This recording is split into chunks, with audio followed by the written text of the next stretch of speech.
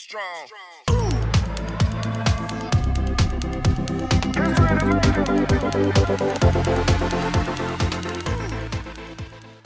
Hi, and welcome to Funny Minds. I'm your host, Lynn B., and I have my crazy co-host with me tonight. Edward Bess, hello.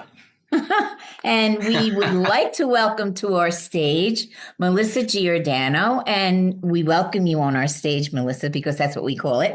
And she is the director of anesthetic injections and education in the BRESLOW Center, which is in Paramus, New Jersey, in our state. So welcome to our stage, Melissa.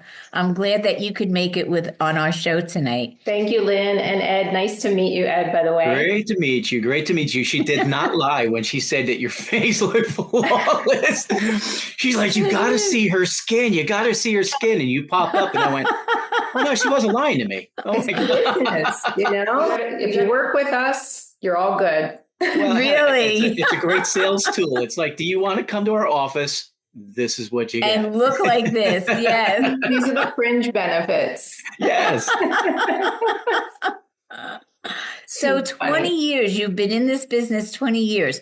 What made you decide to take this step to go into this type of a business? So that's a loaded question. So Okay. I got into this, I kind of fell into this, right? So I've been with the BRESLOW Center since 2007. And prior to that, I was with another plastic surgery center for like 5 years or 4.5 years, something like that. Okay. So I was working in plastic surgery. Before I became a nurse, I was a medical assistant and a surgical technician. So I kind of moved from one area to another. But like how I even got into plastic surgery was a whole nother thing. So like, rewind back into like the 90s, I'm flipping through a Cosmo magazine and I saw this advertisement for laser hair removal. And I was like, probably like 19 years old at the time, something like that. I found a place that did laser hair removal. And this was like brand new at the time. And I went to a plastic surgery practice, had it done. And just the experience, the boost of confidence, like the whole thing, just kind of a light bulb went off. And I'm like, this is what I want to do. This is the field I want to be in. So it moved me to go on to become a medical assistant, just because I didn't know where I wanted to be at that point in time. Who at 19 years old knows what they want to do? Really? Very, very few. Yeah. Really? Like, at that point in time, I was like bartending, just trying to find myself, find my place in the world. And here I am sitting in a chair getting laser hair removal. And then, that was my aha moment. And then I became a medical assistant and got right into it. And like my passion was to kind of help people feel good about themselves and to boost people's confidence. Like my confidence was boosted. Yeah. That's so amazing. That's really amazing to just open up a magazine and all of a sudden, here's your life 20 years later. I mean, you had a dream and you fulfilled this dream and you're moving on to all kinds of things, and you do a lot of educational seminars. I see. Yeah. Yeah. So I'm a consultant and a speaker for Allergan facial aesthetics. So Allergan is like a big pharmaceutical company. They are the manufacturer of Botox and Juvederm. Yeah. So I teach for them. But it's so interesting. Like, when I first got into plastic surgery back in 2003, I started working for a plastic surgery center. And I was a medical assistant at the time. And then, they trained me to work in the OR. I was a surgical technician. Back then in 2003, injectables really were not a thing. Like we did them back then, but there was no such thing as Juvederm. Botox just got its FDA approval in 2002. So it was relatively new in a practice. And it was just such a small piece of what we were doing because I was in surgery all the time. Right. And we were injecting at that point in time collagen. So that was like the precursor to like Botox, Juvederm, stuff like that.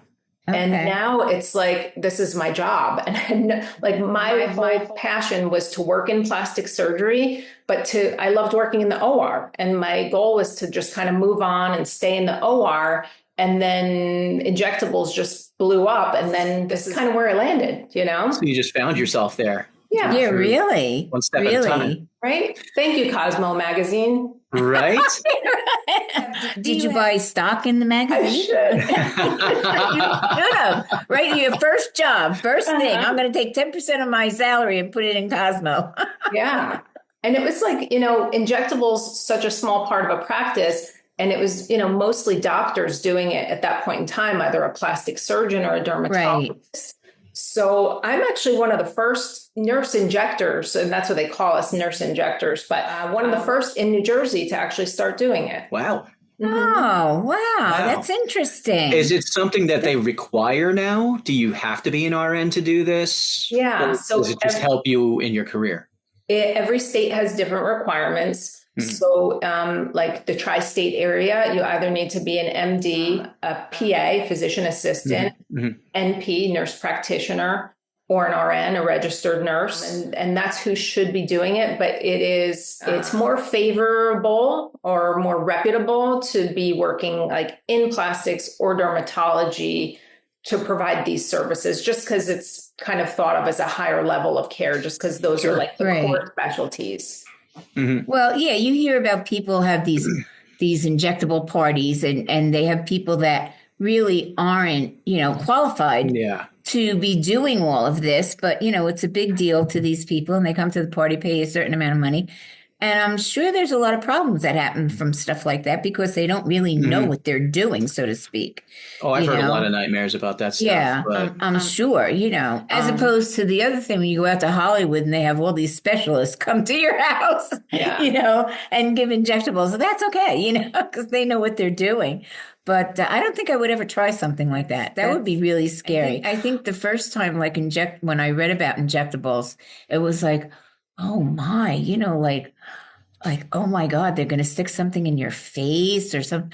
Oh, like everybody was horrified by it, when it first came out and they just thought, oh my God, how do you do something like that? And now it's like, it's second nature, Yeah. Even just the word Botox, like it was always kind of like a scary word and you're going to put Botox in your face and you're going to poison yourself. And it just sounded like really dangerous, right? I know, really. They have to be like injectable rat poison or something. And you're like, no.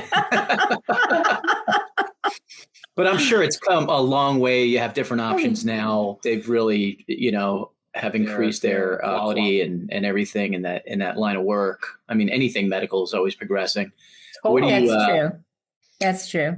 Back then, when I first got into the field and injectables were still relatively new, I don't think anybody who was injecting at the time, knew to inject it well and produce natural results. So when people got lips back then, you got lips.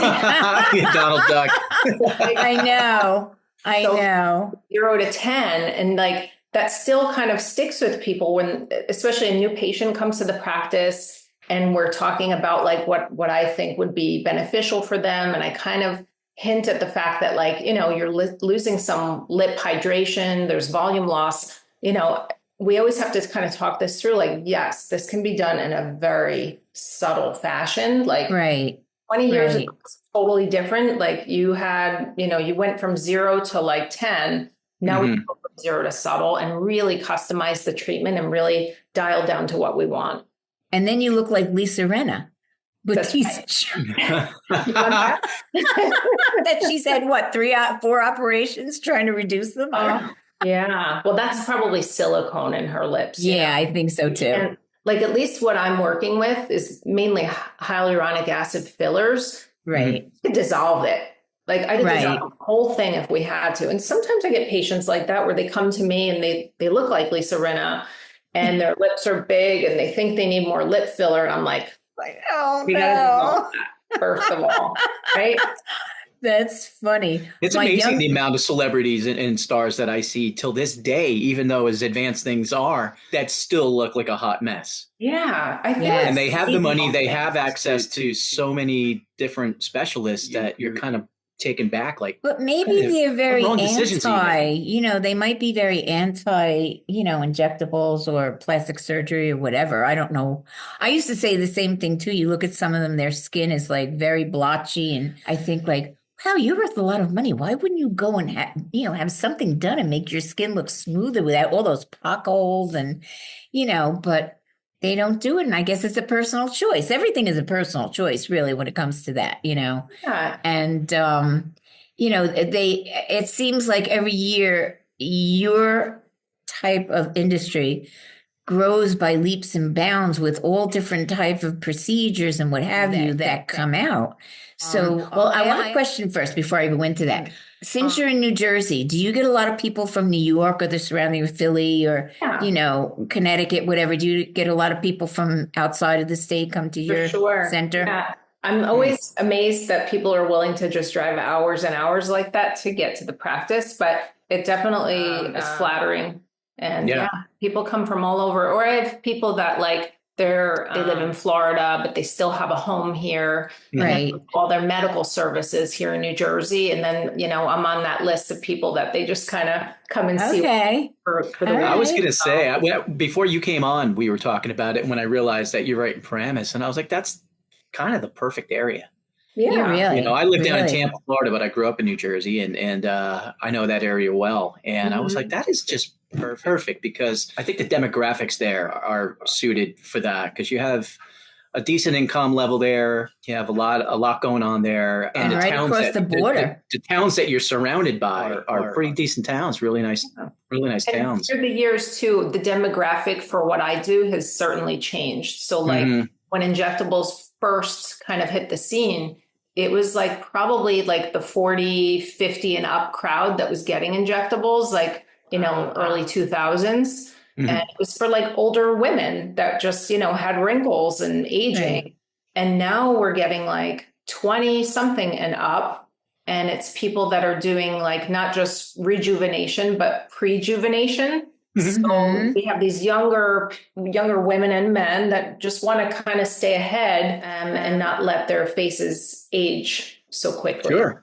Well, that's great. What percentage of men come to your center? I have a good amount of men. So a lot of times men are introduced to the practice through maybe their wives or their girlfriends. So this afternoon, I met with a male patient that's getting married. His wife came in or his future wife came in last week. And then he came in and just kind of getting things ready for upcoming events and kind of feeling and looking your best. But I would say in general, my number of male patients coming in to see me or into the practice, I would say is probably around 20%. Yeah. Okay. Yeah. All right. It's that's good. For men to take care of themselves. Which not too long ago, it was probably 3. Yeah, right. It's grown quite a bit. And I've noticed that not just with plastic surgery, rejuvenation, but just with all the spas that are available these days. I go myself to get IVs, and obviously they have an RN there that administers the IV. So people's minds are now more open to all that is offered out there. So I could see your business growing. In a huge way, especially with male clientele. Yeah, men really are learning to really take better care of themselves. I know when I go for my pedicures, years ago, you would never see a man. Never saw a man. Now, every time I go, at least 1 or 2 men are coming in. And I don't know what goes on during the week, but at least on a Saturday, 1 or 2 men, that's pretty good compared to you never saw them. So, and they're not, sometimes they're younger, but a lot of older men, which is good for them to take, to learn to take care of themselves. I think men are very self-conscious about their feet. Because I know when I was in DC and I went and got a pedicure last time I was there, I decided to try it. And I was like, oh my God, I got to take my shoes and socks off in front of them. They're just going to realize right there I'm a caveman, but I did it. Did you like it? And it was awesome. No, it was absolutely awesome. I would do it absolutely again in a heartbeat. Oh, yes. Absolutely. Wonderful. I think it's wonderful. But I think with what you do, Melissa, there's so much more going on in that industry now. And I keep up with it and I see what's offered. I mean, there's so many procedures or there's so many options that you could have these days, especially for men that just even get introduced to it. Right. And there's also a huge emphasis on wellness, and people want to feel good.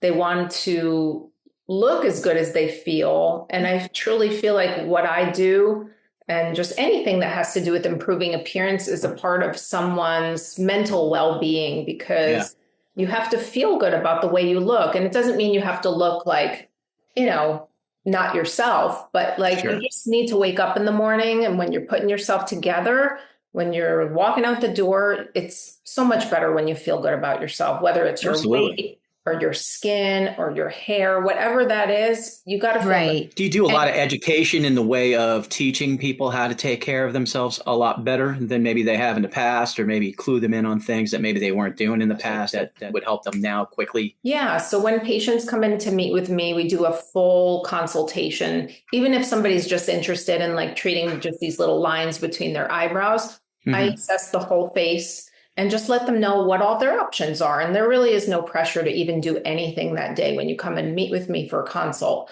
Just have an open mind, just because I'll throw some suggestions out there that I really think are beneficial to each individual person that comes in.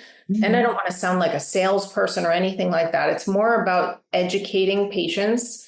And whenever they feel like the time is right, they can move forward with these options that we're talking about. But I'm only going to present great options to somebody, not mediocre options or what worked for, somebody else that they know. It really has to be individualized to them. And sometimes it involves things that I don't personally perform. So at the practice, I just do injectables, just Botox, injectable fillers, facial contouring, facial balancing, things to kind of look flattering on you. But a lot of times it's people's skin that stands out to me as like their most aged feature, whether it be, poor skin quality or sun damage, brown spots, rosacea, like that rosiness in the skin. So our team partners up and, I know who to refer to our skincare specialists to address those skin needs. So I just think you want to address the whole face. Yeah. Do you have the ability to show someone, let's say you're going through a consultation and you see 4 or 5 different things that they would benefit from, even though they're kind of interested in one? Could you do like a before and after type of graphic for them? Do you have stuff like that? Or is it just a verbal comp? We have that capability. I would say our plastic surgeons use that feature more than I personally do. I don't want those images to become misleading in any way, but we do have a very sophisticated 3D imaging system where it's a 3D camera. It takes a picture of your head and I bring it up in the room and you can actually see like your facial contours and I can turn it into like a kind of like a black and white version of it, but it almost looks like plaster of Paris, where it looks like a mask. Yeah. Wow. Yeah. And it can show you where, you're losing fat in your face, where things are caved in, where maybe things are bulging out.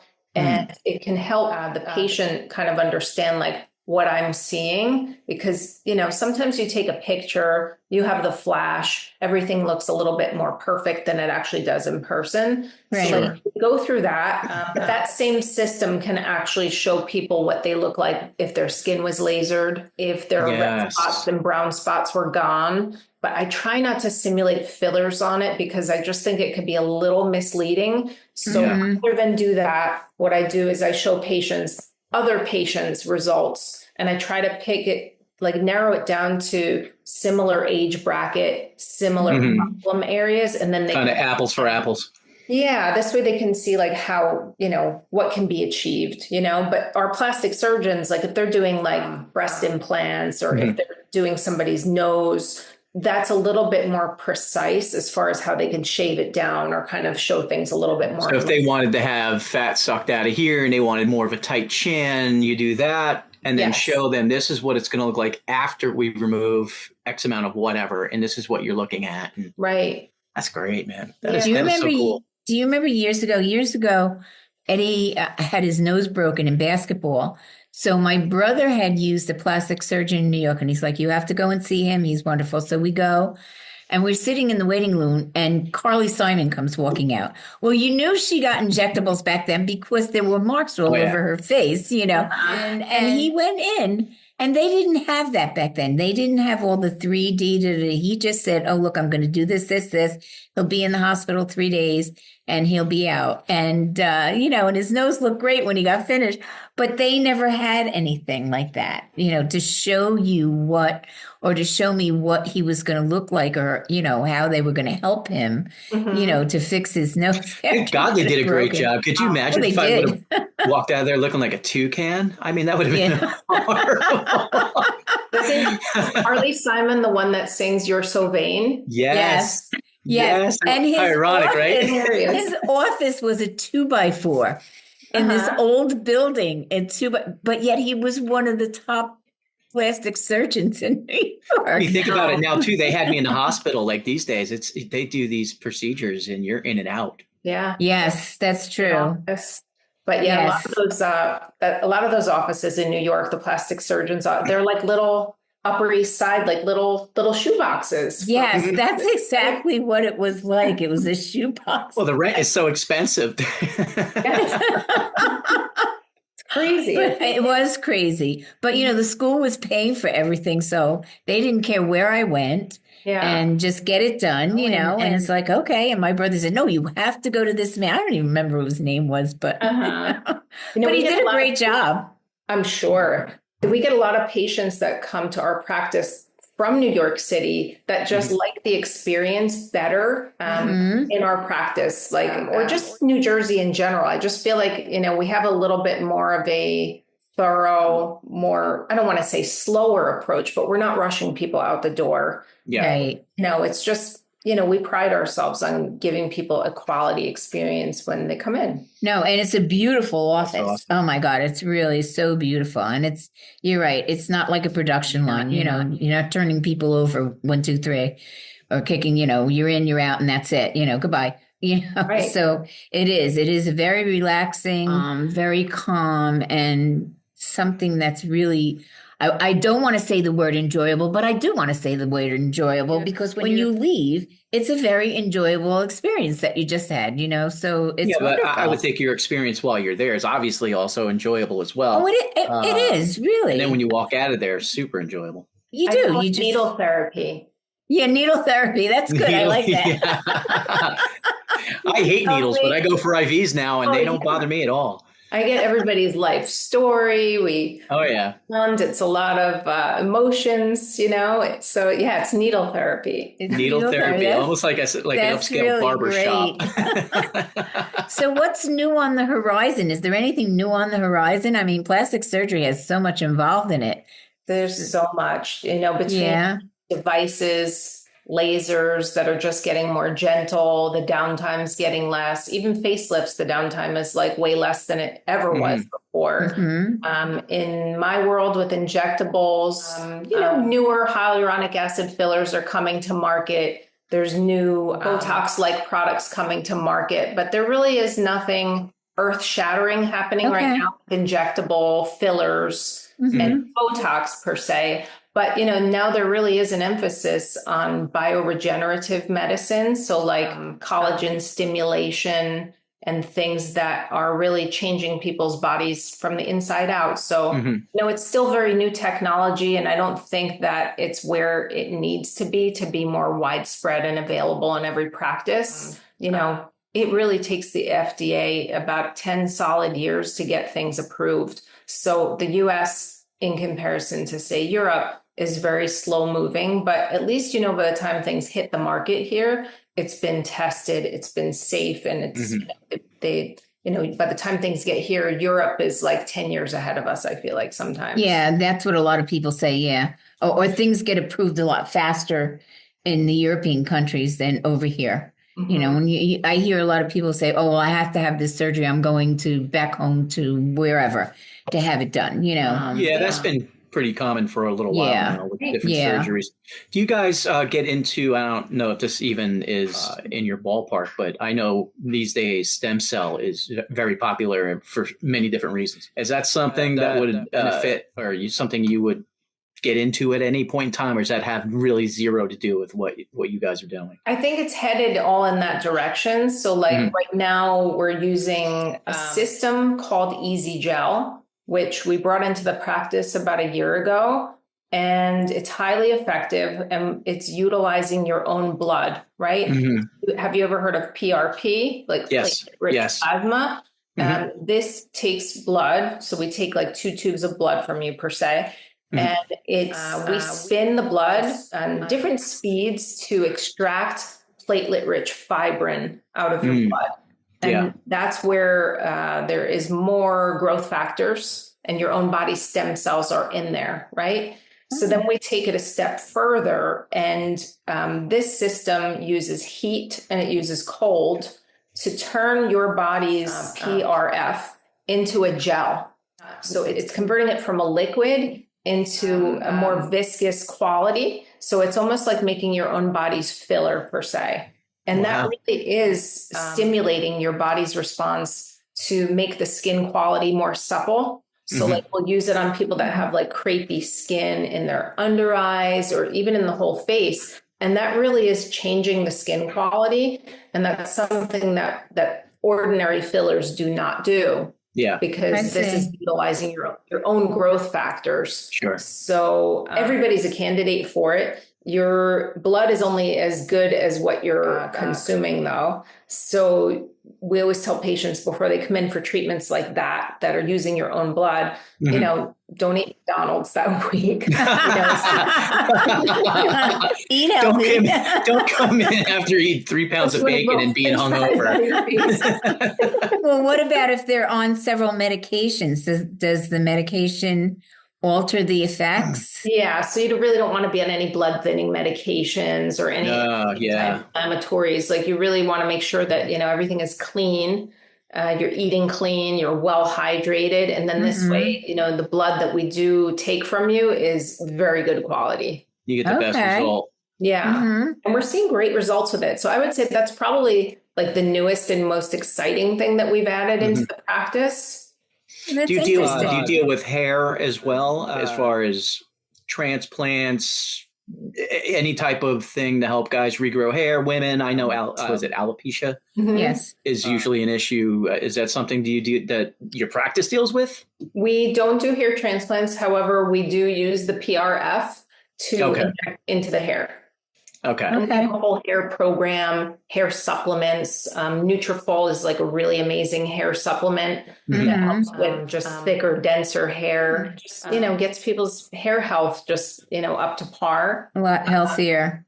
Yeah. Yeah. Hair is a big part of anti-aging, you know? Oh, God, yeah. Oh, yes, that's really true. Your hair. More so for men, but for women, I noticed that, you know, the ones that deal with alopecia or anything like that, you know, some women just start to, for whatever reason, start losing a little bit of hair. And I know that for a woman, that's devastating. Yeah. Guys, I think, are mentally conditioned to, maybe one day I might lose my hair. But for women, it's like, it's never, you know.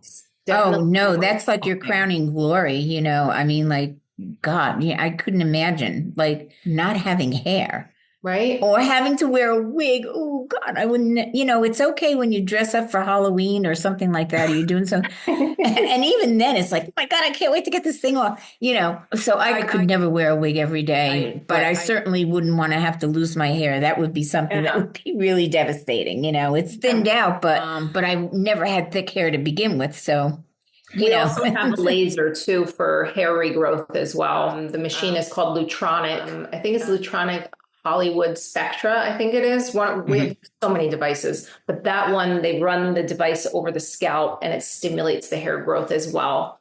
You know, if you're taking that with the Nutrafol, and we have a serum from the company called Plated, and their serum is derived from human growth factors as well. So I think getting sooner than later, you know, where it is just starting to thin is better than trying to do this non-surgically if somebody has like bald patches, you know?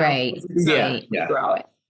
What about liquid collagen? What do you think about that? Yeah, they have the one that it's supposed to be like the big fad right now. It's a liquid collagen that you drink. It's supposed to be fabulous. I don't even remember the name of it. I happened to come across it, and it was an ad, and I'm like, they always had the powder. Now they have it in liquid. I would say it's like praying. It can't hurt. Try it. You might like it. It might work. I'll put it in my drinks, you know, like Vital Proteins. I mean, I'll do it, you know, hopefully it works. I think all these things collectively are going to help. Okay. So now we have to ask you, how do you keep your skin so perfect? Are you going to tell? In 2003, when I first started working in skills. She factored that into part of her salary. Pay me 80%, 20% I'll take out in work. Oh my God, that's so funny. That's so funny.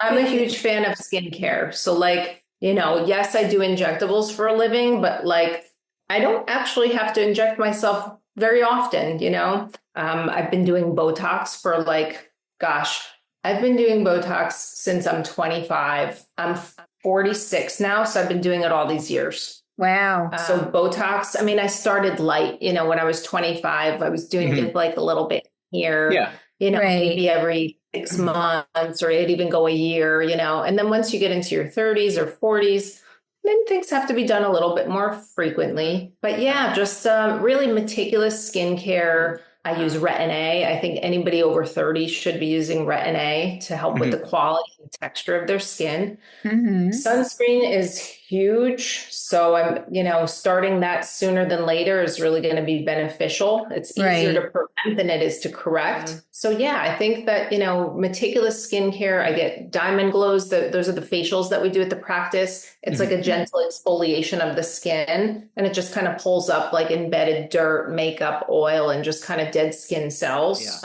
Between that, the sunscreen, the Retin-A, and Botox, 3 to 4 times a year, that'll keep most people pretty good. And then at some point, when jowling starts to happen, when things start to get kind of saggy and heavy here, then that comes down to doing say cheek filler, jawline filler. So it's just kind of keeping things looking fresh. You don't want the grape to turn into a raisin completely. Well, it's all about knowledge and the routine, I'll tell you.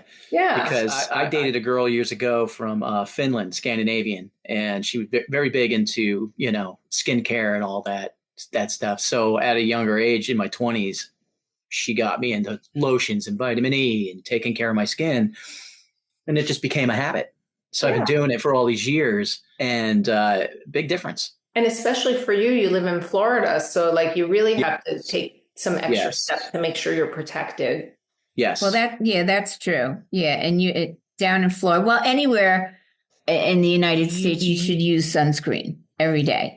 I'm hearing so much bad stuff about sunscreen. But when you're down south, that sun is intense. It really is intense. So, but Melissa, have you heard anything about that? I recently, some people have been talking about cancerous agents and sunscreen, spray on sunscreen, stuff like that. Have you heard anything about that? Or I don't know what specific ingredients that they may be talking about. But sunscreens still have a lot more evolving to do here in the US, because there's certain regulations on what ingredients can go into our sunscreens.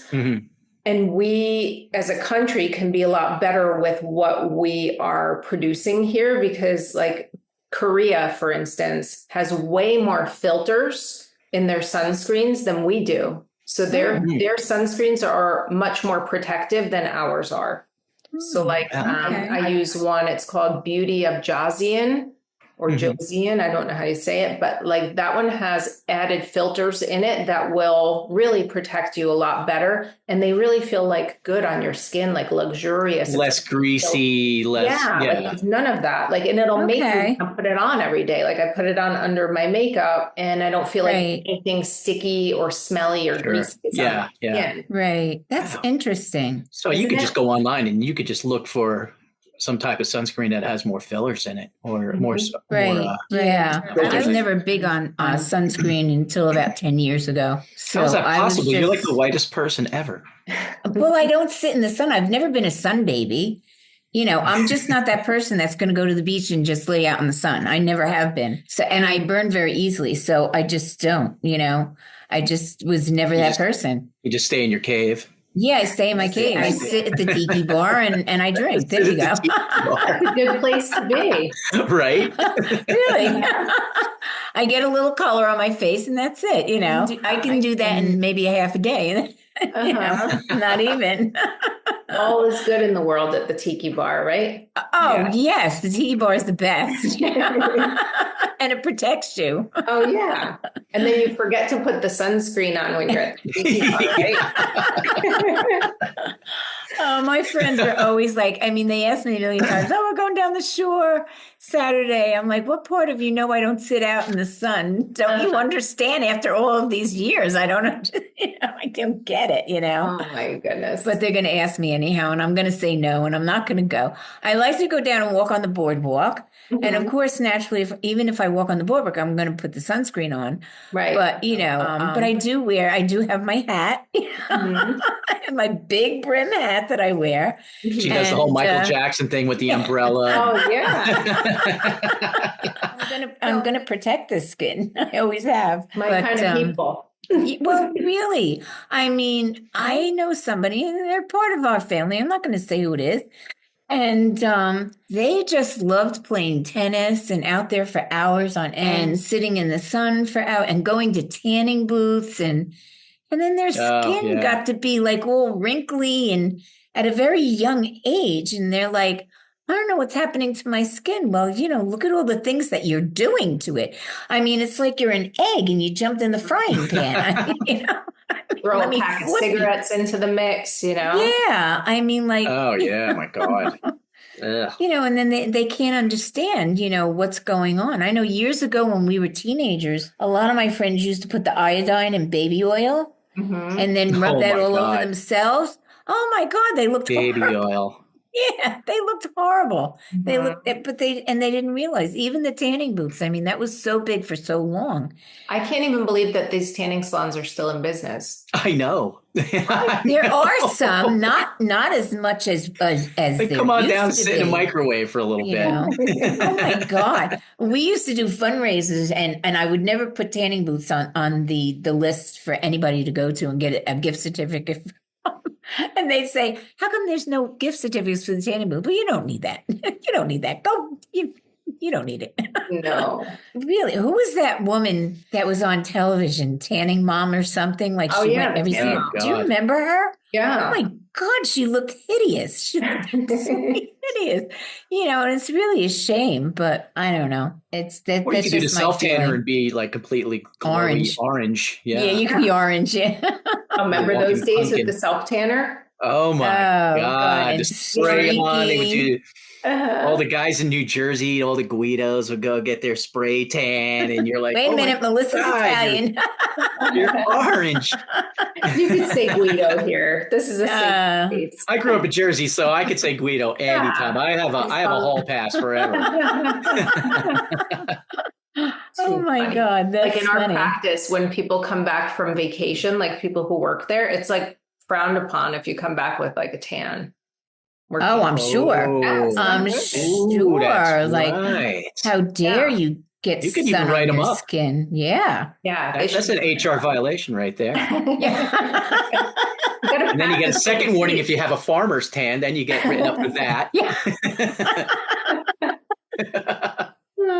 That's funny. And your spa that you have there, like you have all different type of treatments. Yeah. So we do, as basic as a facial, right? Or you can do what's more of an upgraded facial would be Diamond Glow, which is it's that device that kind of scrapes the skin a little bit. It's very gentle, but it really cleans your skin up and exfoliates you. And then they do chemical peels, which is another way to exfoliate you in a chemical way. So I like doing peels like every quarter I get a chemical peel done. So they just have you ever had a peel done before? No, I've never done it. So I've done masks, but that's not a chemical peel. So a chemical peel, they take certain acids, right? And they basically rub them on the face. And then I would say within a few days, your skin sheds and it just kind of peels like a snake.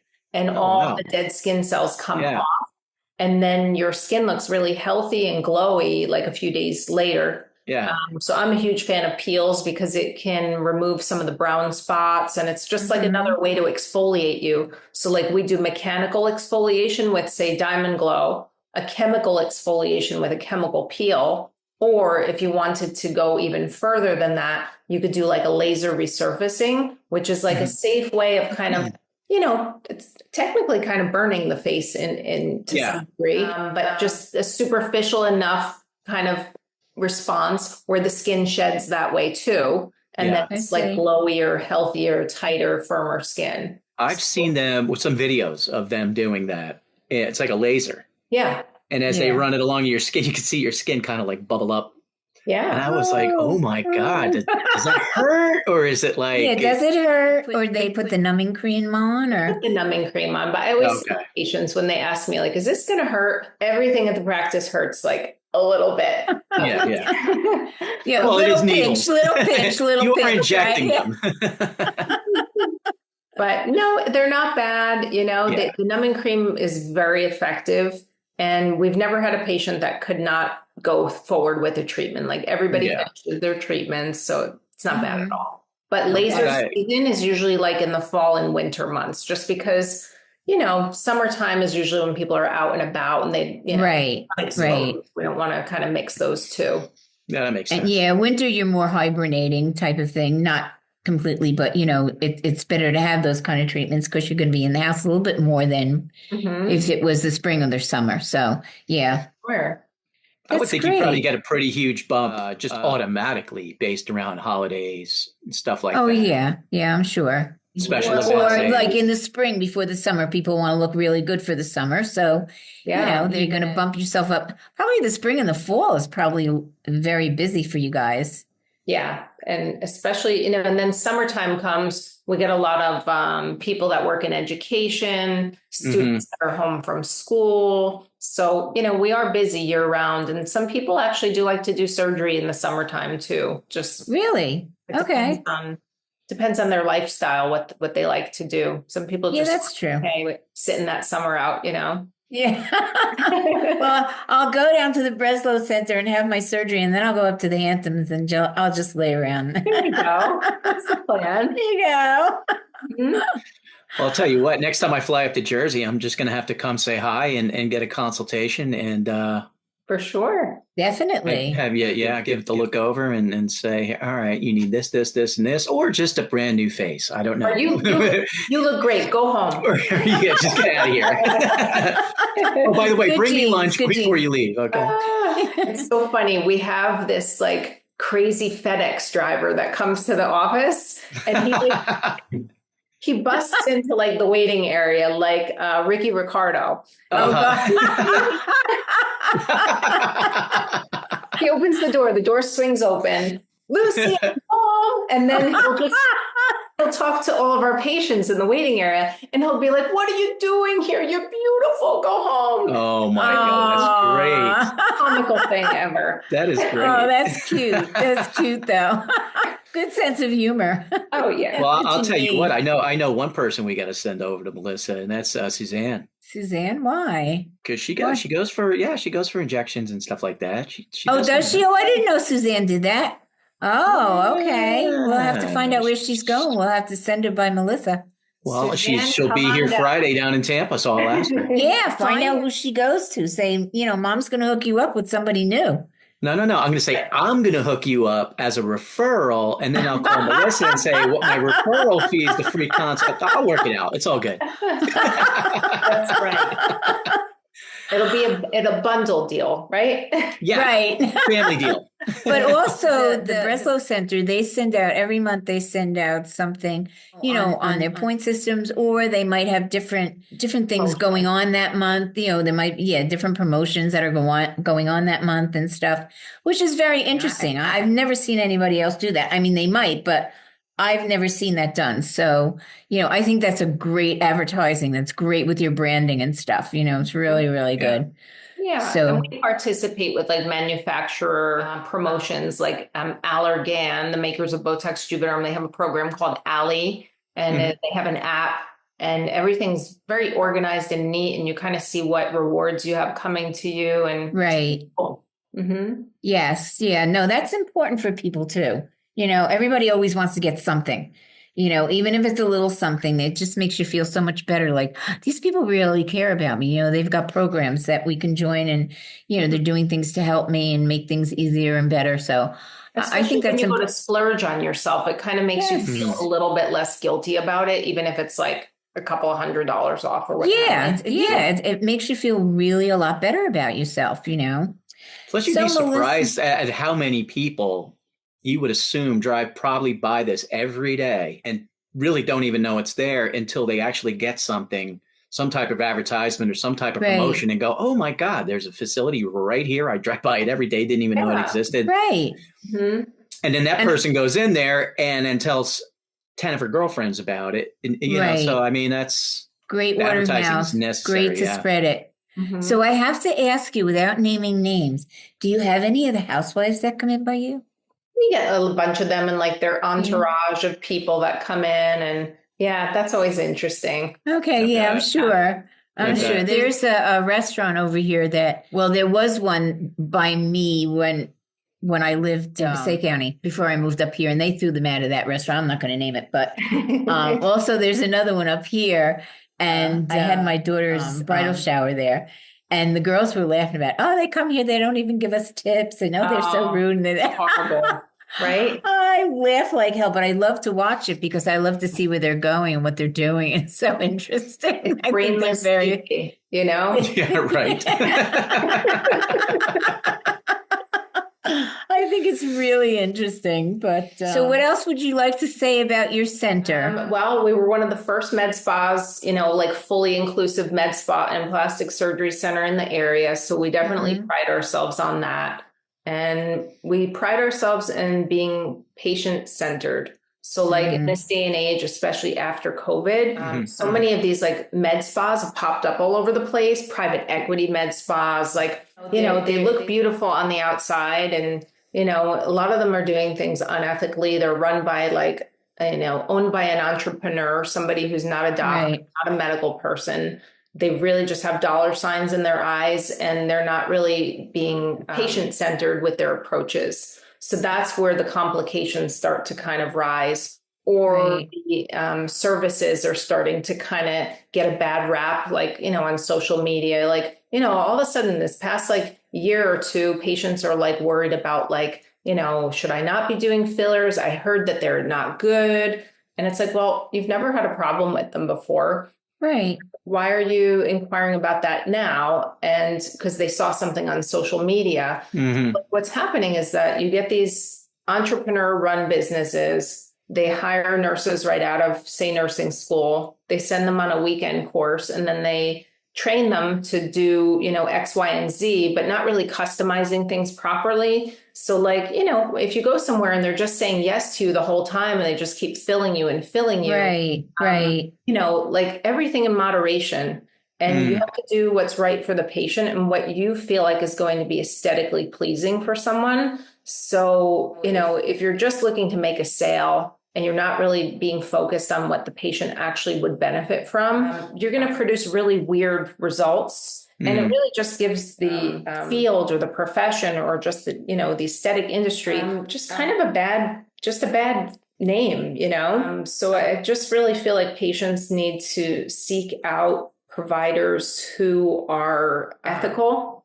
And it really just comes down to meeting with them in person because, on Instagram and social media, like everybody paints themselves as if they've been doing this forever, or they are an expert or a master or what have you. And it's a lot of misrepresentation. So I just feel like, the patients need to really do their own research and really kind of pick and choose who they're going to go to. That's, it's a relationship. Whenever I meet with new patients, I expect them to stay with our practice and we build that relationship and, that's where the better results are because the patients who come in and they're kind of skipping around and they're going from practice to practice, those are that are starting to look really weird, Yeah. Yeah. What you do, I think, is an art. It's like you're an artist. You're painting their face, so to speak, and if you don't know what you're doing, there's going to be a lot of complications, and we've seen that throughout the years with people, mostly more famous people who have gone to people who weren't very reputable and really sad the way they looked after the fact. And so like you really, really have to be very particular in who you're going to entrust your body to. Right. Whether it's your face, if you're having a facelift or a tummy tuck or, breast augmentation, whatever it is, you have to be really careful about who you entrust that body to because it's the only body you're going to get. Right. So, Well, you want especially the your best face. person that you really I say especially your face. Yeah. Oh, yes. Yes. You can cover your Yeah. tummy over, but, Yeah. So your you have to face, be willing to go to somebody who's willing to say no to you, right. because some Right. people truly have like, emotional issues where Oh, yeah. they love the way that they feel when they leave the practice and, how fresh they look and they get hooked on that feeling. Right. And, Yes. I've had it happen many times where patients come in to see me and they think they need something. And they think that they should be in every 3 months to add more lip filler or cheek filler. And it's like, that's Right. the way that works because the fillers can last a year, 2 or more years. So like, it doesn't have to be done at the same frequency as the Botox. Mhm. Right. So, they're kind of searching for happiness and it's not always adding more. So I have no problem telling somebody no, and it's just not time for it just yet. And that's how we keep people looking natural. Yeah. Right. It's Which almost is like an good. addiction, Yes. like gambling. Yes. It Like feels anything great every else, time I yeah. gamble, but Yeah. what you do, yeah, right. Except for when you lose, that's not fun. But Right. like you mentioned earlier, that's really the most important part was building that relationship. Yes. So important. And Melissa is the person you want to build that relationship with because she's great. Oh, thank you. I'm going to tell everybody on Funny Minds, you're going to come. If you're in Jersey, New York, surrounding area, or if you want to And come if you're to not, Jersey, fly there. That's right.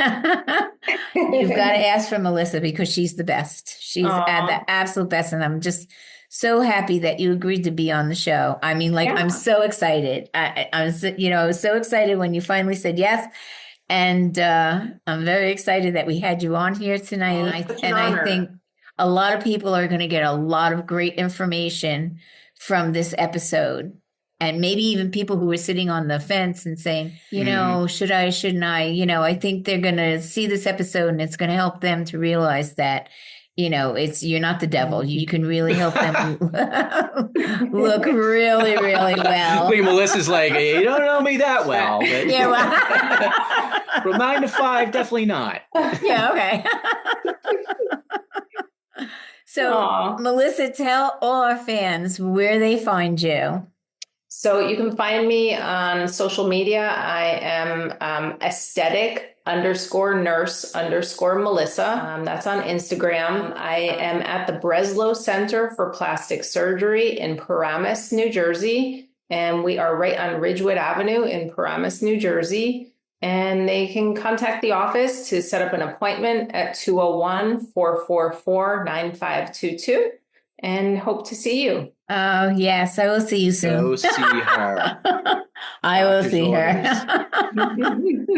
Well, again, I really thank you, Melissa, and to all our fans. We are funnyminds.com. And if you go on, we have merch. Everybody's got merch. We have merch too. Love it. And there's 2 organizations that we love to be a part of, and that's St. Jude's Children's Hospital and breast cancer. So if you go on our site, there's a big purple button and you can push that and make a donation. They're wonderful, wonderful organizations and we love them. And again, I tell everybody, like, laughter is the best medicine. And we've had a lot of laughs with you, Melissa, but you're just such a wonderful person and you represent such a wonderful, or have such a wonderful career in life and do a lot of really good things for people and make people feel really beautiful about themselves. And I think that's very important. We all should feel beautiful about ourselves. So all of you out there, all of our fans and everybody watching, we love you. And like I said, laughter is the best medicine. And don't forget to look up Melissa and you can feel beautiful too. So I'm going to say bye-bye now. Yeah, and Melissa, thank you so much. Thank you so much. You are such a sweetheart. Oh, thank you, Lynn. You're welcome. Bye-bye. See you soon. Bye, Okay. Bye.